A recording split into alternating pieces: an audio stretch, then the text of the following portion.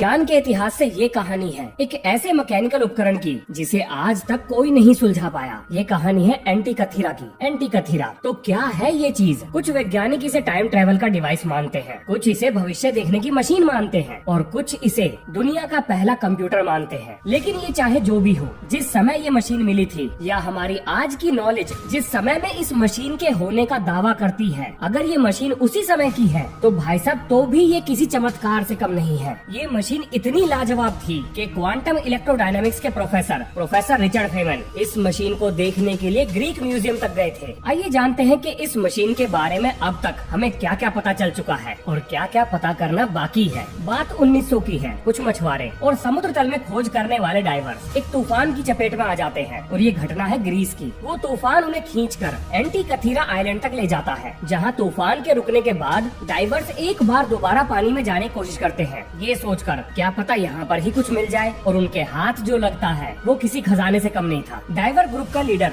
Dimitrios एल्कोंडोस एक टूटे हुए मैकेनिकल उपकरण को ऊपर लेकर आता है जिसका 2/3 हिस्सा गायब था, और ये और कुछ नहीं, यही था एंटीकथीरा। और इस डिवाइस का नाम एंटीकथीरा इसलिए पड़ा क्योंकि ये एंटीकथीरा द्वीप के पास मिला था। अब जिस जहाज के मलबे में ये सामान मिला था वो जहाज ग्रीक का ही था, क्योंकि उस मलबे में पाए गए और सामान इसी तरफ इशारा कर रहे थे। अब उस समय किसी का भी ध्यान एंटीकथीरा पर नहीं गया। सबको लगा ये तो बेकार का कोई सामान है, लेकिन क्योंकि ये इतिहास से जुड़ा हुआ था तो उन्होंने इसे म्यूजियम में रख दिया। लेकिन 100 साल बाद विलोरस स्टायस नाम के एक हिस्टोरियन ने जब एंटीकथीरा को ध्यान से देखा तो उन्हें उसके अंदर एक गियर नजर आया, एक मैकेनिकल गियर। अब उनके कंफ्यूजन का कारण ये था कि जिस समय की ये मशीन थी उस समय तो गियर का आविष्कार हुआ ही नहीं था। इस मशीन की पहेली इतनी जबरदस्त थी कि इसे कोई भी नहीं सुलझा पाया और कई दशकों तक ये पहेली ऐसे ही उलझी रही। लेकिन 1951 में एक ब्रिटिश फिजिसिस्ट डेरिक डी सोला प्राइस साइंटिफिक इंस्ट्रूमेंट्स की हिस्ट्री पर रिसर्च कर रहे थे और उन्हें एंटीकथीरा के बारे में पता लगा, जिसे देखने के लिए वो ग्रीस जा पहुंचे। अब प्राइस ने एंटीकथीरा को डिकोड करने के लिए अपनी पूरी ताकत झोंक दी। इस डिवाइस पर लिखे हुए शब्द ग्रीक भाषा में थे, जिसमें से एक का मतलब था सूरज की रोशनी और बाकी ज्यादातर शब्द या तो मिट चुके थे या पढ़ने में नहीं आ रहे थे। अब एंटीकथीरा पर लिखे हुए शब्द, उसमें लगे हुए गियर्स और उसकी बनावट को देखकर ऐसा लग रहा था कि ये किसी तरह का एस्ट्रोनॉमिकल कंप्यूटर है। लेकिन 2500 साल पहले कंप्यूटर, मतलब ये कैसे हो सकता है? और ये तो कुछ भी नहीं, आगे आगे देखिए होता है क्या। अभी तो ये मशीन टाइम ट्रेवल की जर्नी भी कराएगी। चलो एक चीज मैं क्लियर कर देता हूँ, इस मशीन के बारे में आज तक हम पूरी जानकारी नहीं जुटा पाए हैं और इसी का फायदा उठाकर रिसेंटली इसके ऊपर एक मूवी बनी है जिसका टाइटल इंडियाना जोन्स कुछ करके है, मतलब मुझे मूवी का नाम याद नहीं है। लेकिन उसमें एंटीकथीरा को एक टाइम ट्रेवल डिवाइस के रूप में दिखाया गया है। फिजिसिस्ट प्राइस को एक बात तो समझ में आ गई थी कि ये मशीन अपने समय से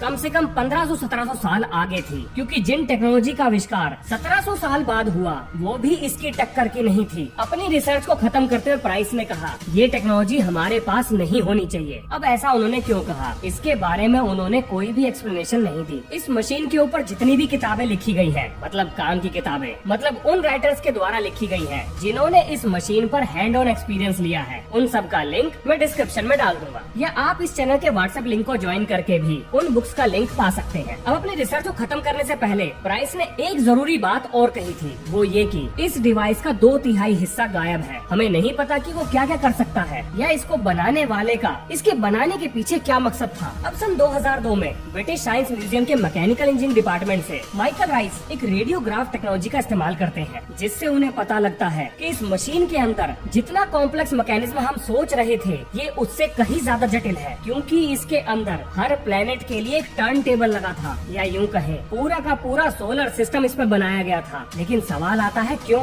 अब सन 2013 में कार्डिफ यूनिवर्सिटी के एस्ट्रोफिजिसिस्ट माइक एडमंड्स और mathematician Tony फ्रीथ high resolution surface scanning computers का इस्तेमाल करते हैं, जिसमें एक्सरे टोमोग्राफी की मदद से वो इस डिवाइस की 3D इमेज बनाते हैं। और भाई साहब कमाल ही हो गया, इस डिवाइस के ऊपर ग्रीक भाषा में लगभग 3400 लेटर मिलते हैं, और ये 3400 लेटर और कुछ नहीं बल्कि इस मशीन का यूजर मैनुअल था। लेकिन एक चीज मैं क्लियर कर दूं, ये तो पता लग गया कि ये यूजर मैनुअल है, लेकिन इस भाषा को डिकोड करना अभी बाकी था। अब इस स्कैन के बाद वैज्ञानिक जिस नतीजे पे पहुंचे वो ये था कि ये डिवाइस भविष्य में होने वाली एस्ट्रोनॉमिकल घटनाओं के बारे में जानकारी दे सकता था। उदाहरण के लिए ग्रहण कब पड़ेगा, उसका रंग क्या होगा, मौसम कब बदलेगा, तूफान कब आएंगे, ये सारी जानकारी ये मशीन दे सकती थी। और इस जानकारी के आधार पर मनुष्य वर्तमान में किए जा रहे कार्य को निर्धारित करता था। इस मशीन के ऊपर वैज्ञानिकों को रिसर्च करते हुए लगभग 100 साल से ज्यादा का समय बीत चुका है और अभी भी सवाल जस का तस है। आखिर इतनी एडवांस मशीन 2500 साल पहले क्या कर रही थी? इसे किसने बनाया, क्यों बनाया, ये क्या क्या कर सकती है और इसका 2/3 हिस्सा कहाँ है, उसके अंदर क्या क्षमताएं होंगी? ये सारे सवाल अभी भी ऐसे ही बने हुए हैं, क्योंकि वैज्ञानिकों के हिसाब से इस मशीन को होना ही नहीं चाहिए था, और अगर ये है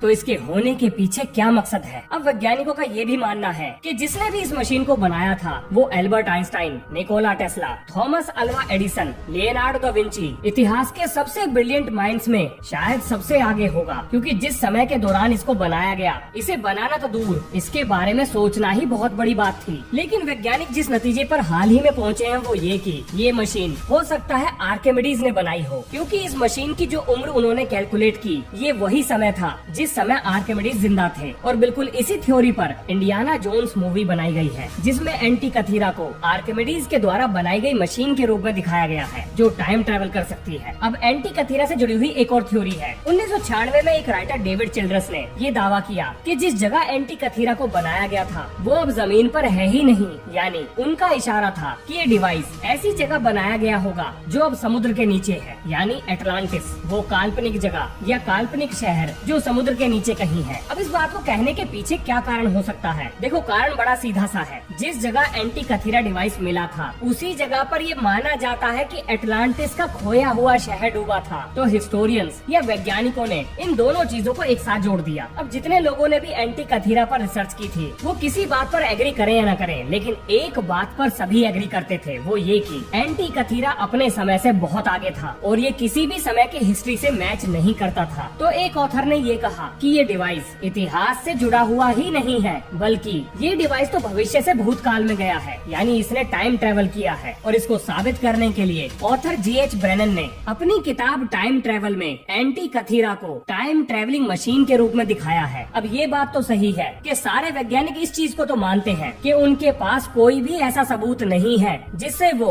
इस टेक्नोलॉजी को 2500 साल पहले खोजी गई चीजों के साथ मैच करा सके, क्योंकि वैज्ञानिकों के लिए ये डिवाइस कुछ ऐसे था जैसे 5th जनरेशन फाइटर प्लेन तीर तलवारों के जमाने में मिल जाए। और इस बात को साबित करने के लिए जो तर्क उन्होंने दिया वो था डिफरेंशियल गियर का। हाँ जी, इस जुगाड़ के अंदर एक डिफरेंशियल गियर भी लगा था। डिफरेंशियल गियर जो कि आज हमारी गाड़ियों में इस्तेमाल होता है, वो 2500 साल पहले कहाँ से आया? ये वही गियर है जिसकी मदद से जब एक गाड़ी मोड़ पर मुड़ती है तो उसके बाहर के व्हील की रफ्तार अंदर के व्हील से ज्यादा तेज हो जाती है, जो कि बिना डिफरेंशियल गियर के कर पाना असंभव है। एंटीकथीरा मैकेनिज्म में लगा हुआ डिफरेंशियल गियर सूरज, चांद और चांद के फेजेस के बीच में एंगल को स्टैब्लिश करने के लिए लगाया गया था, ऐसा वैज्ञानिकों का मानना है। यानी एंटीकथीरा मैकेनिज्म में जो डिफरेंशियल गियर इस्तेमाल किया गया था वो समय था 80 BC का, जबकि मॉडर्न डिफरेंशियल गियर पहली बार 1720 में देखे गए थे। ये तो वाकई में लाजवाब चीज है। अब इस चीज को आधार बनाकर कुछ वैज्ञानिकों ने कहा कि एंटीकथीरा ने टाइम ट्रेवल नहीं किया, बल्कि ये खुद एक टाइम ट्रेवल मशीन है, क्योंकि एल्बर्ट आइंस्टाइन और स्टीफन हॉकिंस ने भी टाइम ट्रेवल का जिक्र किया है कि अगर नेसेसरी कंडीशन सेटिस्फाई हो जाए तो टाइम ट्रेवल संभव है। तो वैज्ञानिकों का ऐसा मानना है कि क्या ये डिवाइस ऐसे स्पेस कोऑर्डिनेट बता सकता है जहां से स्पेस पोर्टल ओपन हो सके और टाइम ट्रेवल किया जा सके। अब यहाँ पर मैं एक बात और बता दूं, आज के समय तक हमारे पास टाइम ट्रेवल के नाम पर कोई भी मशीन नहीं है। हाँ जी, अभी तक कुछ भी ऐसा डेवलप नहीं हुआ है जिसकी जानकारी पब्लिक डोमेन में हो। अब यहाँ पर एक और ऑथर का जिक्र करना जरूरी है, वो है एरिक वॉन डेनिकेन। इन्होंने अपनी किताब चैरियट्स ऑफ गॉड में ये चीज साफ साफ लिखी है कि एंटीकथीरा और इस धरती पर पाई जाने वाली अजीब अजीब चीजें जैसे पिरामिड या वो चीजें जिनके राज को हम आज तक नहीं सुलझा पाए हैं, वो इंसानों के द्वारा बनाई ही नहीं गई, बल्कि ये एलियन टेक्नोलॉजी है, ऐसा उनका मानना है। एरिक ये भी मानते हैं कि पुराने समय में एलियंस धरती पर आते थे और हमें टेक्नोलॉजिकल एडवांस बनाने के लिए उन्होंने अपना ज्ञान हमारे साथ साझा किया। अगर आप वॉन डेनिकन की किताबें पढ़ेंगे तो आपको उसमें ऐसे बहुत सारे सबूत मिल जाएंगे जिन्हें देखने के बाद शायद आप भी